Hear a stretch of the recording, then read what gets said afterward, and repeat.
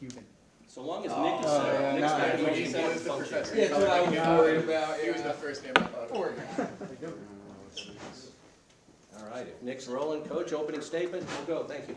Obviously disappointed at the result Saturday, but, you got to look at it objectively as a coach and, play by play and see where we can improve and things we did well. And there's a lot of positives. We didn't turn the football over, which is something we emphasize a lot, and that's good in the first game of the year to get through special teams clean and have no offensive turnovers.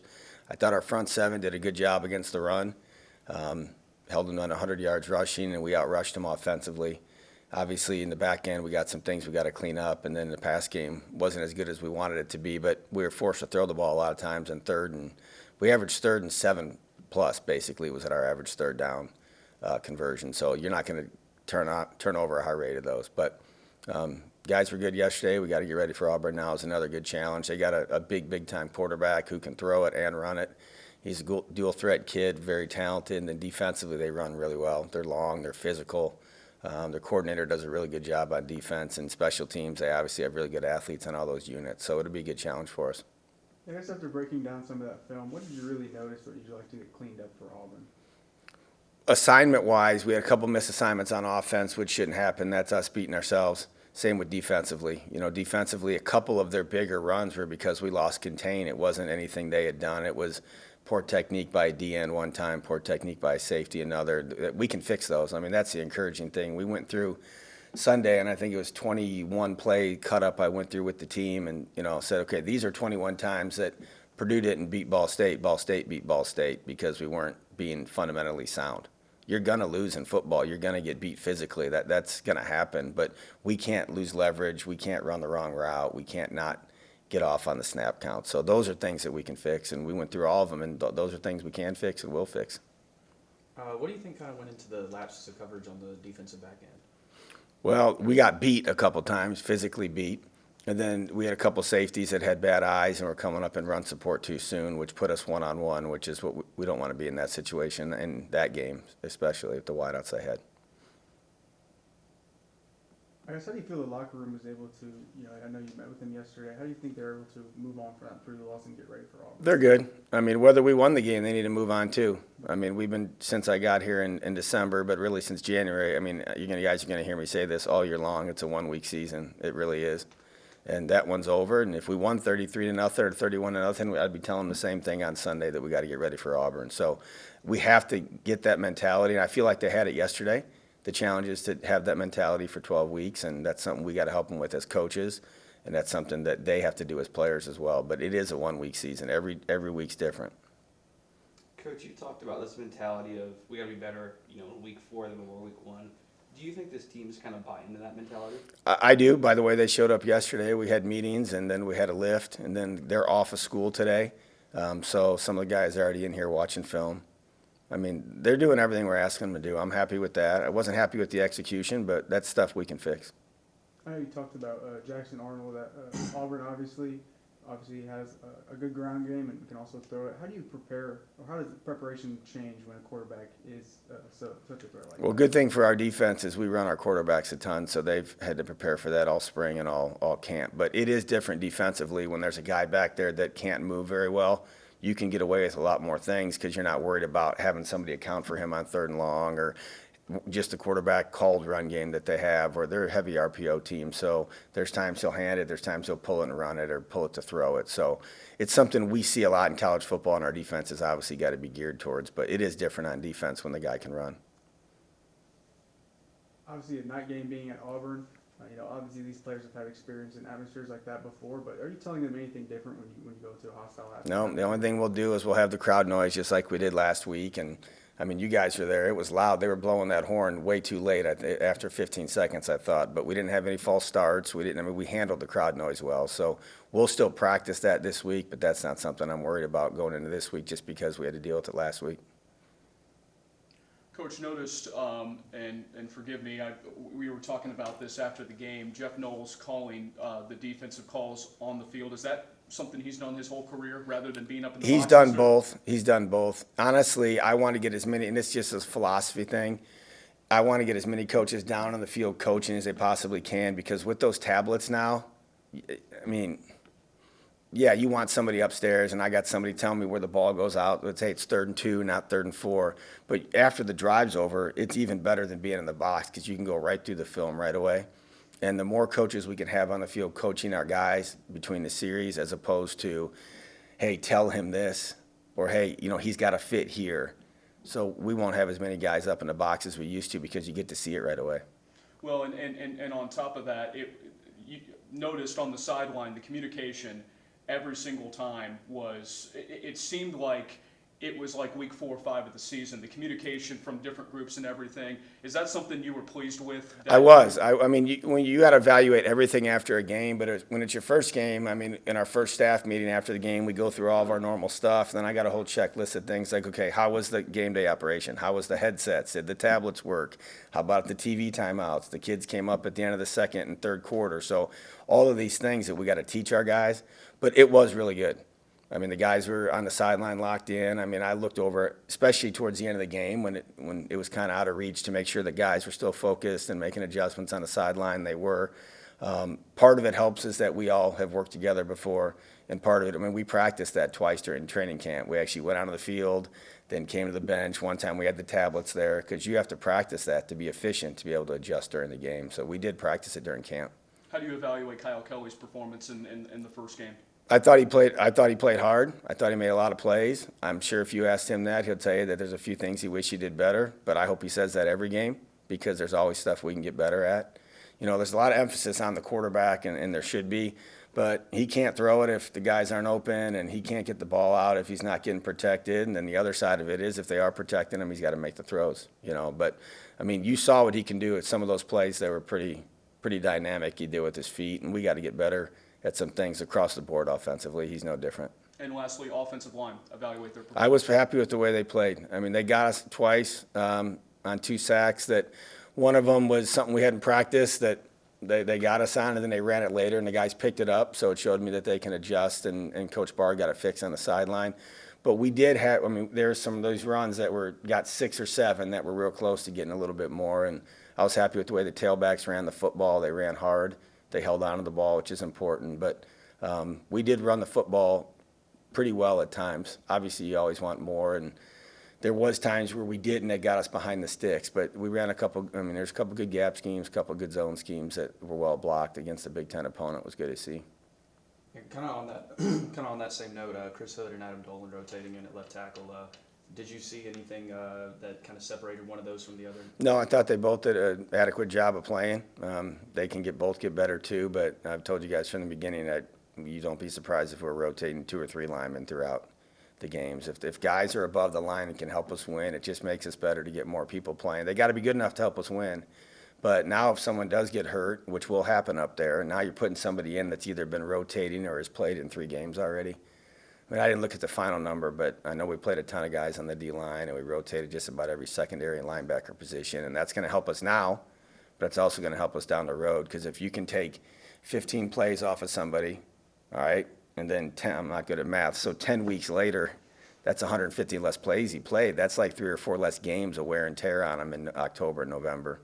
Now, they got to be good enough. If we'll only play 11 if we don't think 11 can help us, but we're not in that position on defense or on the O-line right now. And I have a question about wear and tear. With how much Kelly ran that game, he's always been a running quarterback. Do you worry about fatigue or injury at all with him? I worry about injury with all of our guys, but our quarterbacks are going to run the ball. That's what they do. And the quarterbacks that I've coached, this is just something I believe in, and it's really played out to be true over the last 20 years. The quarterbacks, when they get injured, it tends to be when they're throwing the ball, because they're sitting back there and they're looking somewhere else and somebody else gets into them. When they're running the football, they're a running back. They're protecting themselves. So did I want him to scramble as much as he did? No, but that's part of what makes him a great player too now. We're going to take some of those when he's breaking them for 30 yards. All right, very good. Stand by, I'll bring in the 2 guys. All right. Thanks, Mike. Very good. No Thanks, problem. Coach. It's all you, sir. All right, Ashton and Whitner, we'll wait and make sure Nick is on board. All right, open for questions, go for it. Ashton, the defense had a noticeable improvement from that first quarter, from the rest of the game. I guess what were you able to take away and learn about this team?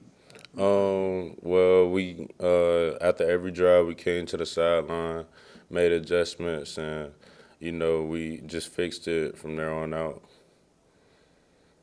Obviously, first year in the program, what's it been like adjusting to this Ball State culture? It's been pretty good. We had a lot of fans there on Saturday. Um, just everything's been good though. Do you feel like the communication on the defense improved after the first couple of drives? Yeah, definitely. Like I said, after every drive, we came to the sideline, we made adjustments, and just came back and fixed it from there on out.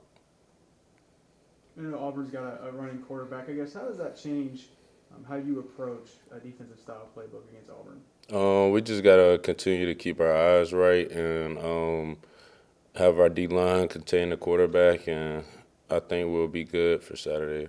And then obviously going against Kyle Kelly in practice, I guess how much does that help you get used to that running ability? It's been pretty good. Kyle is a very athletic quarterback, and like you said, with him practicing against him every day, that definitely helps us a lot. And even though our scout team QBs, they help us a lot with with running quarterbacks and things like that. So I think we'll be good for containing the running quarterback this week. Coach, you talked about this team being really locked down the sidelines even at the end of the game. Is that something you take kind of pride in on the defense? Yeah, I think our coaching staff also does very well with that. It starts with practice. They make sure we all keep our helmets on. We're all following the coaches up and down the sidelines and just staying locked in and things like that. To hold a team like Purdue and a running back like Maccabee under 100 team rushing yards, how much confidence does that give you in the defense moving forward? We pride ourselves all summer long and all spring long on tackling and things like that. I just think with this upcoming Auburn game, and we'll just have to continue to stop the run, and with the pass game, just get our eyes right, and I think we'll be good. What's it like from a preparation standpoint, knowing you're going into a pretty big hostile environment? I think a lot of our guys on our defense have played in big games like this before, so I think everyone's well prepared. We just played a Big Ten game last week, so I think coming into an SEC environment this week, we'll be good and prepared for the game. Other questions for Ashton? I think we're good. All right, very good. Thank you, Ashton. Mr. Thank you. Whitner, thank you, sir. Thank you. Appreciate your time, thank you. All right, Quay Ashley, ready for the tough questions. Go ahead, fellas. Obviously, first time suiting up in a Ball State uniform on Saturday. Just what was it like to be able to experience that first game? I mean, it felt pretty good to be playing football again, in front of fans. Excited. I was excited to be out there with my brothers for the first time. I mean, I felt pretty good. I'm excited about this upcoming season. Yeah, I mean, you had a couple of big runs there, especially kind of as the offense eased into it. I mean, you guys were pinned back deep in your own territory at one point. You kind of got them out of there and into scoring range. So what was it like to just get out there, run the ball, and put together some good plays? I mean, at times, it wasn't going our way, so I always pride myself on being the one to try to get the team going. So I felt that when things were going bad, I had to be the one to try and make a play, and that play the O-line did, that everyone did their job, and we got pretty good yardage out of it and had a good drive. Yeah, how do you feel like the offensive line performed? I feel like they did pretty good. It's still like small things that we can all fix. We can go to practice and get better at, but I feel like they did pretty good overall.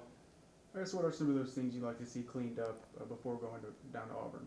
I mean, it's just like mainly we got to fix ourselves, like small things that we control, such as like effort and assignments. I mean, basically when we go fix that, we'll be pretty good this week. The kind of same question I asked Ashton. What's it like in the locker room knowing you're going into a big environment like Auburn? I mean, it's to me, it's kind of like it's just football. I mean, we just played a Big Ten team, so I mean, it's pretty like we kind of prepared already. We go to practice every day. We just trust our preparation and just do us. Don't worry about the outside. Yeah, Auburn's defense looked pretty impressive against Baylor last week. How are you guys kind of preparing for that unit, especially that front seven? Like I said, we go to practice and we watch film. We just control what we control, do our job. Everybody go to practice, and then we just give effort, complete our assignments, and however the game play out, it just plays out. But as long as everyone get effort, we'll be good. With this being such a new team and so many new guys in places, one area we've talked about all year, I feel like, is Kyle Kelly. How did you feel about his communication with the offense in the Purdue game? I mean, Kyle, he's pretty vocal. He's a vocal leader. I felt like he was pretty good during the game. He talked a lot. When things were going bad, he tried to pick everyone up. When he couldn't get things going, everybody picked him up. So I feel like Kyle's a pretty vocal leader. Everybody rallies behind him, and I feel like going towards the rest of the season, he'll be pretty good for us. What would you say is the biggest takeaway or biggest thing that you learned about this team after your first game with them? That we doesn't quit. Everyone still fights until the end. I mean, Coach, you kind of harped on that when I first got here, and I feel like everyone lived up to that the last game. And I feel like as the season goes on, we won't quit, and we'll be pretty good. I noticed you're wearing that chain with your pendant right there. If you're comfortable with sharing it, I guess what's the reason behind that? It was my grandmother. She died a couple years ago, and I just always tend to wear a chain around, just a memory. That's basically it. I guess you see a motivating factor for you for football. Yeah. Like, I mean, kind of, yeah. All right, real good. Next question. Thank you. Yep. Quay, thank you, sir.